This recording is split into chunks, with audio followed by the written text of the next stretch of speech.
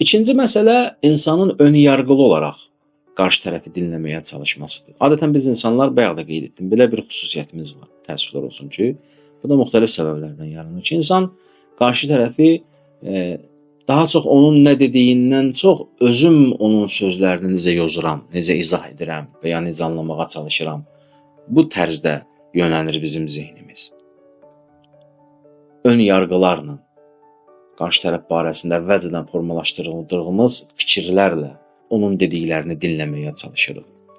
Və bu da çox zaman səhv anlaşılmağa səbəb olan ən başlıca amillərdən biridir. Ki bizim insanların münasibəti ilə bağlı bir mühazirəmiz də olub. Niyə insanlar bir-birini yanlış anlayırlar? Bu mühazirədə bu mövzuya işarə etmişəm.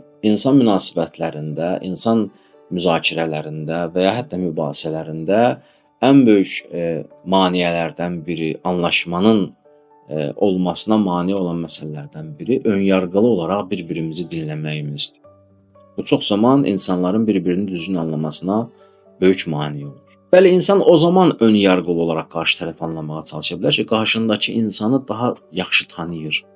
Yəni onunla bir miqdar münasibət olub, dostluq olub, qohumluq olub və yaxud da qonşuluq olub.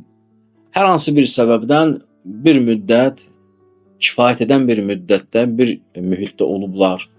Bir-birlərinin fikirlərindən, ruhiyyələrindən, düşüncə tərzlərindən, əxlaqi keyfiyyət və xüsusiyyətlərindən xəbərdardırlar deyə. Bəli, o zaman hardasa qarşı tərəfin dediklərini müəyyən mənalara yozmaq olur. Amma ömründə birinci dəfə görüşdüyün bir insanla onun fikirlərini hansı mənaya yozmağa çalışmaq, ön yargılı davranmaq doğru və düzgün anlamağa mane olan səbəblərdən.